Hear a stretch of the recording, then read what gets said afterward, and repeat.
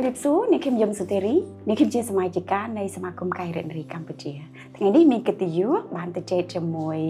យុវតីដែលជាសមាជិកសកម្មនៃកែរិនារីកម្ពុជាយើងនឹងមកស្ដាប់ឮរឿងជាពិសេសដំណើរជីវិតផ្លាស់ប្ដូររបស់គាត់តាំងពីចូលកែរិនារីកម្ពុជារហូតមកដល់ពេលនេះតើគាត់បានឆ្លងកាត់អ្វីខ្លះតែគាត់តស៊ូអ្វីខ្លះអូខេចាជំរាបសួរនាងខ្ញុំឈ្មោះឡៃគឹមឡាងជាសមាជិកសកម្មក្រុមកែរិនារីនៃសមាគមកែរិនារីកម្ពុជាសាខាខេត្តកណ្ដាលចាហើយបច្ចុប្បន្ននាងខ្ញុំជានិស្សិតឆ្នាំទី3មុខជំនាញជីវវិទ្យានៃសាកលវិទ្យាល័យភូមិន្ទភ្នំពេញចាគឹមឡាងយើងនឹងនិយាយអំពីដំណើរជីវិតរបស់អូននៅពេលតាំងពីចូលកែរិនារីអាចមុនកែរិនារីនិងចូលកែរិនារីរហូតដល់ពេលឥឡូវហើយទៅនឹងអនាគតខ្លីទៀតណាអញ្ចឹងនៅក្នុងដំណើរនឹងឯងអូខេគឹមឡាងចូលកែរិនារីតាំងពីអាយុប្រហែលចាអ្នកគ្រូការចូលជាសមាជិកនៃសមាគមកែរិនារីកម្ពុជាមានរយៈពេលតាំងពីខ្ញុំអាយុ10ឆ្នាំអ្នកគ្រូចាបើគិតមកដល់បច្ចុប្បន្នមានរយៈពេល15ឆ្នាំទៅហើយគឹមឡាងអាចជួយប្រាប់អ្នកគ្រូបន្តិចបានទេថាមុន10ឆ្នាំមុនអាយុ10ឆ្នាំមានន័យថា7 8ឬក៏9ដែលអាចចាំបានគឹមឡាងជាមនុស្សបែបណាជាក្មេងជាកុមារីបែបណា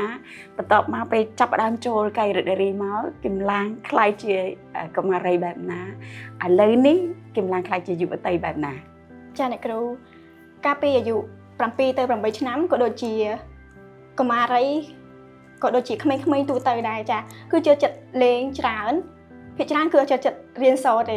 ចូលចិត្តលេងច្រើនលេងតតែពីព្រឹកទៅដល់ល្ងាចអញ្ចឹងទៅចំពោះការសិក្សាវិញគឺអត់សូវយកចិត្តទុកដាក់ដែរដោយសារ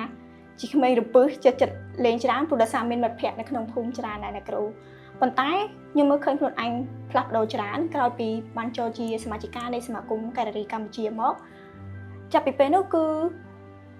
បានរៀនស្គាល់ពីទំនាក់ទំនងដែលថ្មីពួកគាត់បានផ្លាស់ប្ដូរនៅបទពិសោធន៍ឲ្យគ្នាជាពិសេសគាត់បានផ្ដល់នៅចំណេះដឹងដល់នាងខ្ញុំហើយនាងខ្ញុំគិតមកវិញថាតើយើងគួរចំណាយពេលលេងសើចច្រើនឬក៏យើងងាកខ្លួនមកកាន់ខ្លួនឯងដើម្បីឲ្យខ្លួនឯងនឹងមានចំណេះដឹងកាន់តែច្រើនជាងមុនចាហើយមកដល់បច្ចុប្បន្ននេះទៀតសោតក្រោយពីខ្ញុំបានទទួលបទពិសោធន៍ជាសមាជិកនៃសមាគមកែរិនារីកម្ពុជាមក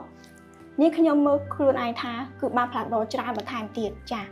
ទី1នេះខ្ញុំគឺអាចស្គាល់ជាមួយនឹងមិត្តភ័ក្តិថ្មីបណ្ដាសមាជិកនៃសមាគមកែរិនារីតាមសាខាផ្សេងទៀតចាហើយទី2គឺហ៊ានទំនាក់ទំនងក៏ដូចជាជួបមុខមនុស្សដែលថ្មីច្រើនហើយអ្វីដែលពិសេសនោះគឺបានទទួលការអប់រំក៏ដូចជាតម្រង់ទិសពីបងដែលជាក្រុមការងារក៏ដូចជាបងស្នងការនៃសមាគមកែរិនារីកម្ពុជាផងដែរអ្នកគ្រូគឹមឡាអ្វីដែលអូនពាក់ទាំងអស់នេះអាចប្រាប់បានទេថាជាអ្វីខ្លះមើល Asia Pacific Region បោះជំរំ2023ច្រើនណាស់មានអីខ្លះហើយនៅជាប់ខ្លួននេះហើយអានឹង achieve បានយ៉ាងម៉េចសម្រេចបានអានឹងធ្វើអីខ្លះចាអ្នកគ្រូសមិទ្ធផលទាំងអស់នេះគឺបានមកពីខាងសមាគមកែរិនារីកម្ពុជាបានផ្ដល់ឱកាសឲ្យរូបនាងខ្ញុំបានចូលរួមកម្មវិធីផ្សេងជាពិសេសទាំងអស់នេះគឺបានចូលរួមទៅកម្មវិធីនៅក្រៅប្រទេសមួយនៅឯប្រទេសសិង្ហបុរីជាមួយនឹងសមាជិកនៃសមាគមកែរិនារីផ្សេងទៀតដែរចានៅទីនោះគឺទទួលបានបទពិសោធន៍ថ្មីគឺប្លែកខ្លាំងមែនទែនដោយសារពីមុននេះខ្ញុំអត់បានចូលរួមនៅក្រៅប្រទេសទេអញ្ចឹងវាជាលើកទី1ដែលខ្ញុំអាចរៀនសូត្រក៏ដូចជាទទួលបាននូវចំណេះដឹងថ្មីសម្រាប់ខ្លួនឯងមួយទៀតអ្នកគ្រូចាមុនទៅសិង្ហបុរីចាយ៉ាងម៉េចដែរហើយពេលទៅហ្នឹងអារម្មណ៍យ៉ាងម៉េចដែរហើយយកអ្វីមកវិញខ្លះចាមុននឹងទៅប្រទេសសិង្ហបុរីនោះគឺមើលថាខ្លួនឯងហ្នឹងថាមើលឃើញថាខ្លួនឯងហ្នឹងមានចំណុចខ្វះខាតអ្វីអត់មុននឹងចេញទៅក្រៅប្រទេសដើម្បីមើលឃើញនៅពិភពលោកដ៏ទូលំទូលាយមួយនេះចាអញ្ចឹងបន្ទាប់ពីនេះខ្ញុំបានទៅរៀនក៏ដូចជាមើលឃើញនៅប្រទេសនៅខាងក្រៅប្រទេសសិង្ហបុរីនោះនេះខ្ញុំត្រឡប់មកប្រទេសខ្លួនឯងវិញក៏ដូចជាជួបនៅសមាជិកខ្លួនឯងវិញថានេះខ្ញុំពិតជាបានរៀនបានច្រើនមែនទែននៅពេលដែលខ្ញុំចូលរួមនៅកម្មវិធីនៅទីនោះចាអញ្ចឹងទី1គឺការចេះទំនាក់ទំនងគ្នាការងារជាក្រុមភាពជាខ្លួនឯងចាជាម្ចាស់ការលើខ្លួនឯងដោយសារយើងនៅទីនោះក្នុងនាមជាយុវតីទៅហើយអញ្ចឹងគឺមានតែសមាជិកដូចគ្នាគាត់មើលថែគ្នានៅទីនោះជាមួយនឹងគ្នាចានៅពេលដែលយើងឈឺស្កាត់អីជាសមាជិកដូចគ្នាគឺគាត់មើលថែគ្នាចាបន្ទាប់មកទៀតក៏សួរសុខទុក្ខថាតើយ៉ាងម៉េចហើយយើងអាចទៅមុខតទៅទៀតអត់បើអត់អីទេ យើងអាចនឹងចូលរួមកម្មវិធីនោះហើយទទួលបាននូវចំណេះដឹងរួមគ្នា តើតើជាមួយនឹងការផ្លាស់ប្ដូរនៃជីវិតទាំងមូលអ្នកគ្រូមើលឃើញអ្នកគ្រូមើលឃើញថាកំឡាងមានមោទនភាពជាមួយខ្លួនឯងមែនទេ ចា៎ ចុះអ្នកជំវិញកំឡាងអ្នកជំវិញខ្លួនកំឡាងតើគាត់មើលឃើញការផ្លាស់ប្ដូររបស់កំឡាងដែរឬទេហើយគាត់មានដែលនិយាយអ្វីមកកាន់យើងដែរឬទេមនុស្សជំវិញខ្លួនចា៎ចំពោះដូចជាក្រុមគ្រួសារមិត្តភ័ក្តិជាពិសេសបងដែលជាសមាជិកនៃសមាគមការិយាផ្ទាល់តែម្ដងពួកគាត់បានមើលឃើញថានាងខ្ញុំបានផ្លាស់ប្ដូរច្រើនតាំងពីជួបនាងខ្ញុំមុនដំបូងហើយនឹងក្រោយពេលឬក៏បច្ចុប្បន្នជួបក្នុងបច្ចុប្បន្ននេះគឺមើលឃើញថានាងខ្ញុំបានផ្លាស់ប្ដូរជាច្រើន អ្វីខ្លះច្រើន ទាំងអាកប្បកិរិយាពីមុនគឺអត់ធាននិយាយស្ដីទេគឺអៀនច្រើនប៉ុន្តែមើលឃើញខ្លួនបច្ចុប្បន្នគឺហ៊ានក្នុងការនិយាយក៏ដូចជាបង្កើតនៅទំនាក់ទំនងមានអាកប្បកិរិយាសមរម្យចាហើយទី2គឺមានភាពបត់បែនច្រើនចាអញ្ចឹងដោយសារកិច្ចការមួយចំនួនគឺតែងតែមានភាពផ្លាស់ប្ដូរលឿនអញ្ចឹងទៅធ្វើឲ្យខ្ញុំអាចនឹងគេថា creative យើងអាចកែច្នៃស្ថានភាពរបស់យើងឲ្យកាន់តែល្អជាងមុនចាហើយការរំពឹងទុកការរំពឹងទុកមុនចូលឥឡូវដូចបំណងអត់ពេលមុនចូលកែរីចាអ្នកគ្រូ តែពេលហ្នឹងដឹងតាមណាទៅទីឡាចាអ្នកគ្រូការស្គាល់ពីសមាគមការិយាកម្ពុជានោះគឺតាមរយៈមិត្តភ័ក្តិចាអញ្ចឹងដោយសារឃើញមិត្តភ័ក្តិគាត់ទៅប្រជុំគ្នាចានៅក្នុងស្រុក VM នោះអញ្ចឹងហើយនេះខ្ញុំបានសួរនាំពួកគាត់ហើយពួកគាត់ក៏ថាបបួលនេះខ្ញុំទៅដែរអញ្ចឹងហើយនេះខ្ញុំថាប្រសិនបើនេះខ្ញុំទៅក៏បានលេងយើងគិតថាទៅលេងជាមួយនឹងគាត់ដោយសារមានមនុស្សជុំគ្នាចាប៉ុន្តែលើសពីការជួបជុំគ្នាទៀតចាអញ្ចឹងដោយសារសមាគមការិយាកម្ពុជាគឺបានផ្ដល់ឲ្យនៅការចេះទំនាក់ទំនងគ្នាចាអញ្ចឹងនៅពេលនោះនេះខ្ញុំបានរៀនសូត្រហើយក៏ដូចជាមានការផ្លាស់ប្ដូរបទពិសោធន៍គ្នាទៅវិញទៅមកចាអញ្ចឹងនេះត្រឹមតែជានៅក្នុងស្រុកផងអញ្ចឹងបន្តមកទៀតសកម្មភាពផ្សេងចាអញ្ចឹងមាន5គម្រោងរបស់សមាគមការិយាកម្ពុជាមានការបណ្ដុះបណ្ដាលអញ្ចឹងហើយមានការបណ្ដុះបណ្ដាលនេះក៏ដូចជាមានការបង្រៀនភាសាអង់គ្លេស កុំព្យូទ័រក៏ដូចជាបំណិនជីវិតតកតងជាមួយនឹង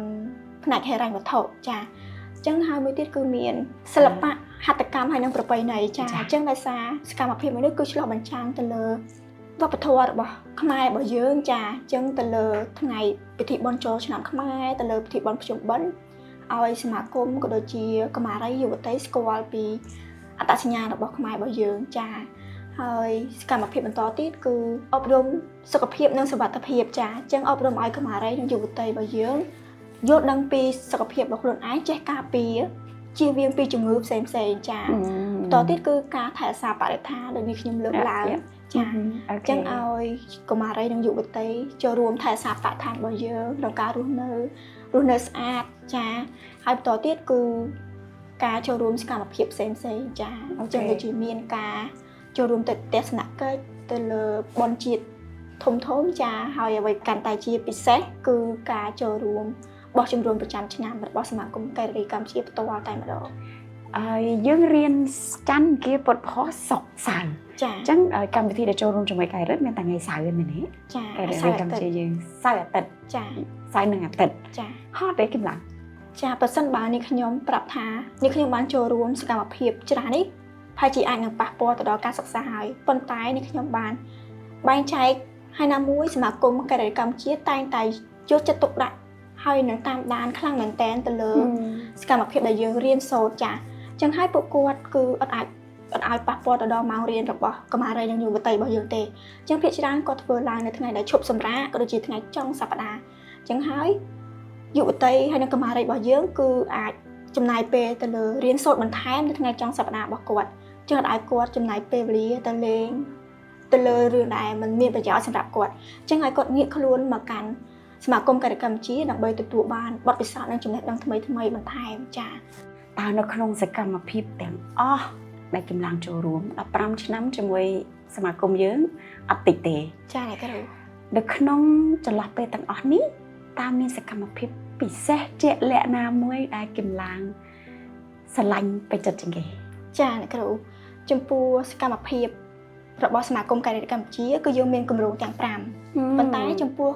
គម្រោងមួយដែលខ្ញុំពេញចិត្តក៏ដូចជាបានសិក្សារៀនសូត្រ កាន់តែស៊ីជម្រៅនោះគឺសកម្មភាពការចូលរួមសកម្មភាពផ្សេងៗឬក៏យើងហៅថាគឺជាការបោះជំរំប្រចាំឆ្នាំរបស់សមាគមកីឡាកម្ពុជារបស់យើងតែម្ដងចា៎ចឹងដោយសារការបោះជំរំនេះគឺធ្វើឡើងដើម្បីយើងគ្រាន់តែលើកពាក្យថាបោះជំរំយើងថាយើងទៅបែបជាការសប្បាយគ្រាន់តែជួបជុំគ្នាតែប៉ុណ្ណោះប៉ុន្តែបើសិនបើយើងគិតឲ្យដល់ការបោះជំរំរបស់សមាគមកីឡាកម្ពុជាគឺមិនត្រឹមតែផ្ដល់ឲ្យយើងនៅការជួបជុំដល់យើងនៅការបង្កើតនៅទំនាក់ទំនងថ្មីប៉ុណ្ណោះទេថែមទាំងផ្ដល់ឲ្យយើងក៏ដូចជាផ្ដល់ឲ្យកុមារីនិងយុវតីនៃសមាគមកីឡាកម្ពុជារបស់យើងមានឱកាសចូលរួមក្នុងការអភិវឌ្ឍខ្លួនបន្ថែមទៀតដូចជាមានភាព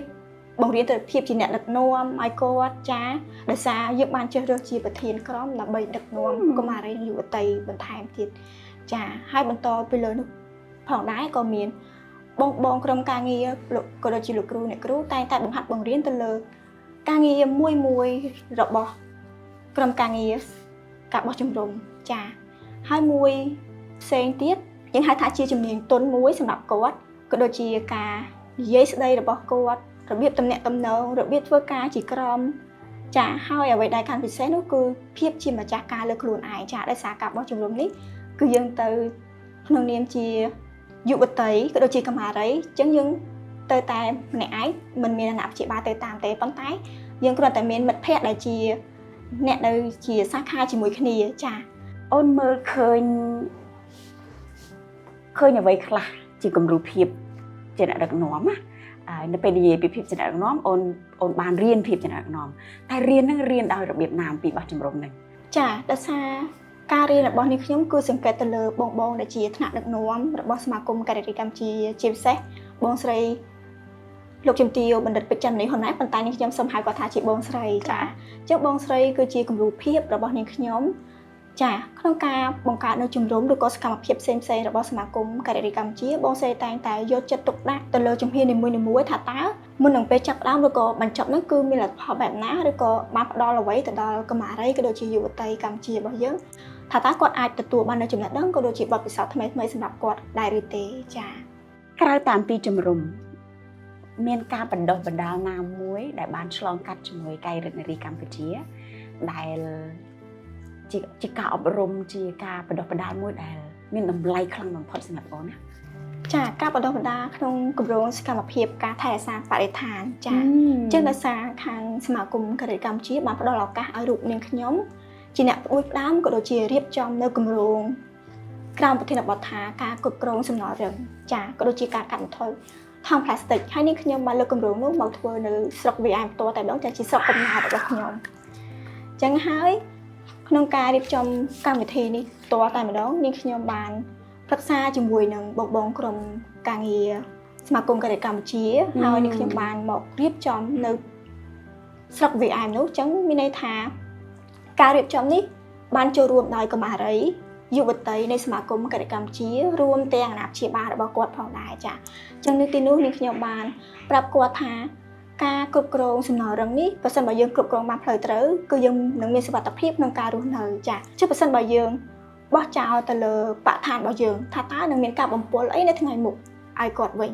ចាអញ្ចឹងយើងគួរតែចេះថែរក្សាបរិស្ថានទាំងអស់គ្នាហើយនាងខ្ញុំបានមើលឃើញថាមានការផ្លាស់ប្ដូរច្រើននៅក្នុងភូមិស្រុករបស់នាងខ្ញុំគឺគាត់ចេះថែរក្សាបរិស្ថានមើលទៅស្អាតល្អប្រសើរជាងមុនហើយអ្វីដែលកាន់តែពិសេសនោះគឺមានការចាត់ចែងទៅលើសម្រាមក៏ដូចជាសំណល់រឹងនោះតាមរយៈភូមិស្រុកដែរចាឮសូរថាគឹមឡាងឥឡូវជាគ្រូបង្រៀនទៀតចាអាចប្រាប់ពីមួយជ្រុងនៃជីវិតនឹងតិចទៀតផងបានទេចាអ្នកគ្រូចាដោយសារនៅក្នុងស្រុក VM ជារបស់សមាគមកីឡាកម្ពុជាសាខាខេត្តកណ្ដាលចាអញ្ចឹងហើយដោយមានឱកាសផ្ដល់ឲ្យពីអ្នកគ្រូបង្គោលចានៅខាងស្រុក VM នោះអញ្ចឹងទៅនាងខ្ញុំមានឱកាសបានចូលរួមក្នុងការបណ្ដុះបណ្ដាលអប់រំទៅដល់កុមារីនិងយុវតីនៅក្នុងស្រុក VM នោះផងដែរចាហើយក្នុងនាមជាគ្រូអប់រំភាសាអង់គ្លេសមួយរូបដែរចាអញ្ចឹងនៅពេលនោះហើយខ្ញុំបានទទួលនៅចំណេះដឹងក៏ដូចជាបទពិសោធន៍ទទួលបានពីសមាគមកីឡាកម្ពុជាហើយនេះខ្ញុំនៅពេលដែលចែករំលែកជំនាញឯកទេសឲ្យគាត់ហើយនេះខ្ញុំបានប្រាប់ក៏ដូចជាណែនាំអំពីជំនាញទុនដែលនេះខ្ញុំទទួលបានពីសមាគមកីឡាកម្ពុជាមកថាយើងតើគួរពង្រឹងសមត្ថភាពបែបណា ដើម្បីសម្រេចនៅគោលដៅយើងនៅខាងមុខចានេះខ្ញុំបានអប់រំដំណើរពួកគាត់ថាសមាគមគណៈកម្ពុជាមិនត្រឹមតែផ្ដល់ឲ្យនៅចំណេះដឹងប៉ុណ្ណេះទេអញ្ចឹងគាត់ផ្ដល់ឲ្យនៅបំណិនជីវិតគ្រឹះនៃមូលដ្ឋានគ្រឹះនៃជីវិតរបស់យើងឲ្យកាន់តែប្រសើរជាងមុនចា តើទម្លាប់ប្រចាំថ្ងៃណាមួយដែលគិមឡាងបានធ្វើហើយសូនជីវិតគិមឡាងឲ្យคล้ายជាគិមឡាងបច្ចុប្បន្ននេះ ឆ្លើយតបតាមប្រសាសន៍របស់អ្នកគ្រូចាទម្លាប់របស់នេះខ្ញុំប្រចាំថ្ងៃដើម្បីសូនជីវិតនេះខ្ញុំមកដល់បច្ចុប្បន្ននេះគឺទម្លាប់ទី1គឺការតែងតែដាស់តឿនខ្លួនឯងឬក៏ក្រាលរំលឹកខ្លួនឯងបើសិនបើនេះខ្ញុំចូលចិត្តធ្វើអ្វីមួយខ្លាំងឬក៏យើងហៅថាជាងប់ងល់ឬក៏ជ្រុលចាអញ្ចឹងការជ្រុលទៅធ្វើអីមួយដែលយើងគិតថាវាមិនមានផលប្រយោជន៍អីសម្រាប់យើងឬក៏មិនបានអភិវឌ្ឍសមត្ថភាពរបស់យើងទេអញ្ចឹងនេះខ្ញុំតែងតែក្រាលរំលឹកខ្លួនឯងថាតើយើងគួរតែបន្តធ្វើវាទៅមុខទៀតឬក៏យើងថយក្រោយមួយជំហានមកដើម្បីគិតថាតើយើងគួរតែធ្វើទៀតឬក៏បញ្ឈប់វាត្រឹមនេះដើម្បីងាកមើលខ្លួនឯងថាយើងបានអភិវឌ្ឍសមត្ថភាពខ្លួនឯងរបស់យើងបន្តទៀតហើយឬនៅចាល្អប្រសើរកាលពីម្សិលមិញដែរទេចំពោះថ្ងៃនេះហើយថ្ងៃនេះនឹងល្អប្រសើរទៀតទេចំពោះថ្ងៃស្អែក បើសិនមានឱកាសជួបអ្នកដឹកនាំម្នាក់នៅក្នុងចិត្តក្នុងប្រទេសក៏ដោយនៅក្រៅប្រទេសក៏ដោយ ចាអ្នក អូនចង់ជួបមនុស្សម្នាក់2នាក់ឬក៏3នាក់ណាដើម្បីរៀនពីគាត់ណា ចាអ្នកគ្រូចំពោះអ្នកដែលដឹកនាំចានេះខ្ញុំចង់ជួបគាត់គឺបងស្រីចាបងស្រីខ្ញុំតែជួបហើយប៉ុន្តែខ្ញុំជួបគាត់បែបជាលក្ខណៈគាត់ចែករំលែកនៅចំណេះដឹងក៏ដូចជាបទពិសោធន៍ថ្មីៗសម្រាប់អ្នកខ្ញុំចាហើយចំពោះអ្នកដឹកនាំម្នាក់មួយរូបទៀតគឺបងប្រុសហ៊ុនម៉ាណែតចាអញ្ចឹងគាត់នេះខ្ញុំបានតាមដានគាត់ក្នុងរយៈពេលខ្លីនេះចាអញ្ចឹងដោយសារគាត់គឺជាអ្នកដឹកនាំមួយរូបដែលមានភាពមេត្តាករុណាចាអញ្ចឹងដោយសារអត់ធ្មត់ចាជាមនុស្សដែលអត់ធ្មត់ច្រើនចាហើយមួយទៀតការគិតគូរទៅដល់ប្រជាជនខ្មែររបស់យើងចាអញ្ចឹងនៅពេលដែលប្រជាជនណាគាត់ជួបទុក្ខលំបាកអញ្ចឹងទៅបងប្រុសក៏ដូចជាបងស្រីតែងតែគិតគូរចាទៅដល់សុខុមាលភាពក៏ដូចជាសុខភាពរបស់ប្រជាពលរដ្ឋរបស់យើង ហើយការទៅជែកគ្នាមកប្រហែលម៉ោងនេះជាមួយគ្នាគិមឡាងជាអ្នកដឹកនាំម្នាក់ដែរនៅក្នុងកម្រិតរបស់អូននៅក្នុងសហគមន៍របស់អូនគិមឡាងចង់បន្តធ្វើជាអ្នកដឹកនាំហើយដឹងឃើញថាភាពជាអ្នកដឹកនាំនេះហត់អញ្ចឹងដែរគិតតែចង់បោះបង់ចោលទេ ចាអ្នកគ្រូប្រសិនបើពាក្យថាហត់យើងនឹងអាចមានអត្ថន័យថាចង់បោះបង់ប៉ុន្តែសម្រាប់នេះខ្ញុំតតែម្ដងគឺមិនអាចបោះបង់បានទេចាអញ្ចឹងដោយសារការស្ម័គ្រចិត្តនេះបានជួយឲ្យនេះខ្ញុំបានមកដល់ចំណុចនេះអញ្ចឹងប្រសិនបើយើងបោះបង់មានអត្ថន័យថាយើងអាចនឹងមិនមានការតបស្នងទៅកាន់សង្គមដោយសារយើងបានទទួលពីសង្គមគាត់បានផ្ដល់ឲ្យយើងអញ្ចឹងយើងគួរតែមានការតបស្នងទៅកាន់សង្គមវិញចាអញ្ចឹងដូចជាមានការស្ម័គ្រចិត្តបែបនេះជាប្រធានក្រុមដើម្បីជួយដឹកនាំគាត់បន្តដើម្បីឲ្យគាត់មានសមត្ថភាពដូចយើងដែរចានេះគ្រូ តើស្ត្រីណាម្នាក់ដែលមានឥទ្ធិពលលើជីវិតរបស់គិមឡាង ចាអ្នកគ្រូស្ត្រីដែលនាងខ្ញុំគាត់ថាគាត់ជាគំរូរបស់នាងខ្ញុំតែម្ដងគឺជាអ្នកម្ដាយរបស់ខ្ញុំដោយសារនាងខ្ញុំធំឡើងក៏ដូចជាដឹងក្តីឡើងជាមួយនឹងគាត់ទៅហើយចាអញ្ចឹងសកម្មភាពរាល់សកម្មភាពរបស់គាត់អកប្បកិរិយារបស់គាត់គឺបានផ្ដល់ភាពជាគំរូដល់នាងខ្ញុំចាអញ្ចឹងដោយសារគាត់គឺជាមេគ្រួសារនៃគ្រួសាររបស់នាងខ្ញុំផ្ទាល់តែម្ដងអញ្ចឹងក្នុងការដឹកនាំរបស់គាត់គឺផ្ដល់នូវភាពកក់ក្ដៅចំពោះកូនចាមានភាពព្យាយាមតស៊ូហើយការងារគាត់នីមួយៗមានភាពម៉ត់ចត់ក៏ដូចជាច្បាស់លាស់ជាក់លាក់ចាហើយអ្វីកាន់តែពិសេសនោះគឺភាពនឿយហត់របស់គាត់គឺមិនអាចបញ្ចេញឲ្យកូនដឹងទេអញ្ចឹងគាត់ធ្វើការរ៉ាប់រងតែម្នាក់ឯងដើម្បីគិតគង់ទៅលើការចំណាយរបស់គ្រួសារចា អ្វីដែលអូនសម្រេចបានរហូតមកដល់បច្ចុប្បន្ននេះម្ដាយគាត់មើលឃើញគាត់និយាយថាមិនខ្លះ គាត់និយាយមកកាន់ខ្ញុំតែម្ដងគឺថាគាត់មានមោទនភាពចំពោះនាងខ្ញុំហើយនាងខ្ញុំក៏និយាយថាខ្ញុំក៏មានមោទនភាពចំពោះគាត់ផងដែរចាក្នុងនាមជាកូនស្រីហើយក្នុងនាមគាត់ជាម្ដាយរបស់ខ្ញុំដែរចា ឥឡូវមានអីចង់និយាយទៅកាន់ម៉ាក់និយាយទៅកាន់គាត់ហ្មងមិនមែននិយាយទៅកាន់អ្នកគ្រូទេ ចាពេលសម្ដីដែលខ្ញុំចង់និយាយទៅកាន់គាត់នោះគឺកូនឆ្លាញ់ម៉ែចាអញ្ចឹងហើយនាងខ្ញុំចង់នៅក្នុងឯគាត់ច្រើននឹងគាត់ចាស់ថែមទៀតចា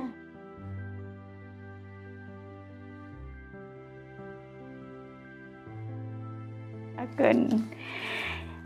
ចាំមានស្ត្រីណាម្នាក់ទៀតដែលមានឥទ្ធិពលនៅលើជីវិតរបស់អូនដែរជាពិសេសលើភាពជាអ្នកដឹកនាំព្រោះអូនវ័យ20ឆ្នាំភាពជាអ្នកដឹកនាំប៉ុណ្នេះប៉ាកែមានបងស្រីឬក៏មានស្ត្រីណាម្នាក់ខ្លះទៀតផ្សេងទៀតដែលមានឥទ្ធិពលនៅលើភាពជាអ្នកដឹកនាំរបស់អូនដែរចាអ្នកគ្រូក្រៅពីបានចូលរួមជាសមាជិកនៃសមាគមកសិកម្មកម្ពុជាកន្លងមកនេះខ្ញុំបានមើលឃើញនៅបងស្រីប្រចាំនេះហ៊ុនម៉ាណែតចាបងស្រីជាអគ្គស្នងការក៏ដូចជាថ្នាក់ដឹកនាំដ៏មានក្តីមេត្តាករុណាចំពោះកុមារីនិងយុវតីដែលបានផ្ដល់ឱកាសឲ្យពួកគាត់បានអប់រំបណ្ដុះបណ្ដាលបន្ថែមទៅលើបំណិនជីវិតអ្នកគ្រូហៅថាជាបំណិនជីវិតសម្រាប់គាត់ថ្មីមួយហើយបងស្រីតែងតែយកចិត្តទុកដាក់មែនទែនមិនថាក្រុមការងារគ្រប់លំដាប់ថ្នាក់ជាពិសេសទៅលើសុខភាពក៏ដូចជាសុខភាពរបស់កុមារីនិងយុវតីតែម្ដងចាហើយមួយវិញទៀតនេះខ្ញុំបានសង្កេតមើលសកម្មភាពបងស្រីនៅពេលដែលកម្ពុជារបស់យើងជួបនៅវិបត្តិ COVID-19 ចាអញ្ចឹងទាំងបងស្រីពេជ្រចាមនីហ៊ុនម៉ាណែតក៏ដូចជាបងប្រុសហ៊ុនម៉ាណែតផ្ទាល់តែម្ដងគឺបងទាំងពីរគាត់បានលះបង់ពេលវេលាមិនបានជួបជុំគ្រួសារដូចយើងទេហើយគាត់មិនបានសម្រាប់ឲ្យបានគ្រប់គ្រាន់គឺគាត់យកចិត្តទុកដាក់ទៅលើប្រជាពលរដ្ឋថាគាត់មានសុខភាពទាំងអស់គ្នាហើយនៅចាលះបង់ទាំងពេលវេលាកាយចិត្តគឹមឡើងមើលឃើញខ្លួនឯង3ឆ្នាំ5ឆ្នាំឬក៏10ឆ្នាំទៅមុខទៀតថាខ្លួនឯងជាអ្នកណាចាអ្នកគ្រូដោយសារអនាគតយើងអាចមើលឃើញបានដែរអ្នកគ្រូថាអត់ចាប៉ុន្តែបើសិនបើយើងធ្វើវាពីឥឡូវទៅដើម្បីសម្រេចអនាគតឬក៏ឆ្លុះបញ្ចាំងពីអនាគតរបស់យើងអញ្ចឹងយើងអាចមើលឃើញអនាគតយើងបន្តិចម្ដងចាជាងនេះខ្ញុំអាចសម្រេចខ្លួនឯងថាខ្ញុំខ្លាចជាគ្រូបង្រៀនម្នាក់កំពុងតែឈរចែករំលែកបទពិសោធន៍ហើយកំពុងតែឃើញកែវភ្នែកដ៏ស្រទន់របស់កុមារហើយនិងកុមារីកំពុងតែឆ្លុះបញ្ចាំងលើយើងថាយើងគឺជាភាពជាគំរូទៅឲ្យគាត់ចាប្រសិនបើគឹមឡាងអាចនិយាយទៅកាន់គឹមឡាងកាលពីនៅក្មេងជាងហ្នឹងអូនចង់ប្រាប់គាត់ថាម៉េចចាអ្នកគ្រូប្រសិនបើនេះខ្ញុំកំពុងតែឈរមើលខ្លួនឯងនៅពីតូចចានេះខ្ញុំក៏ចង់តាមផ្ញើពាក្យចាចឹងទី1គឺសូមអរគុណដល់ខ្លួនឯងដែលបានឆ្លងកាត់ពីវ័យកុមារភាពរហូតដល់បច្ចុប្បន្នចាហើយនេះខ្ញុំក៏ប្រាប់ខ្លួនឯងថាទៅពង្រឹងសមត្ថភាពខ្លួនឯងចាកុំឲ្យលេងច្រើនចាដោយសារនៅវ័យកុមារភាពកុមារណាក៏ដូចកុមារណាដែរគឺគាត់ចូលចិត្តលេងច្រើនចាចឹងហើយនេះខ្ញុំក៏ប្រាប់ខ្លួនឯងបន្តទៀតគឺត្រូវហ៊ានសាកល្បងអ្វីដែលថ្មីមិនថាយើងទៅសាកល្បងអ្វីដែលខុសផ្លូវខុសទេចាចឹងដូចជាការចូលរួមស្ម័គ្រចិត្តចាចូលរួមសកម្មភាពផ្សេងចឹងការងារស្ម័គ្រចិត្តមិនត្រឹមតែនៅក្នុងសមាគមកសិកម្មកម្ពុជាសូម្បីតែនៅក្នុងសាលារបស់យើងនៅក្នុងសហគមន៍របស់យើងជាពិសេសនៅក្នុងសង្គមផ្ទាល់តែម្ដងចឹងការងារស្ម័គ្រចិត្តយើងអាចចូលរួមបានក្នុងចំណុចដែលតូចជាបានបងស្រីពេជ្រចាមនីហ៊ុនម៉ាណែតក៏បានលើកឡើងផងដែរការងារស្ម័គ្រចិត្តដូចនៅក្នុងសាលារបស់យើងក្នុងការសម្អាតសាលារៀនក៏យើងហៅថាជាការស្ម័គ្រចិត្តផងដែរចា៎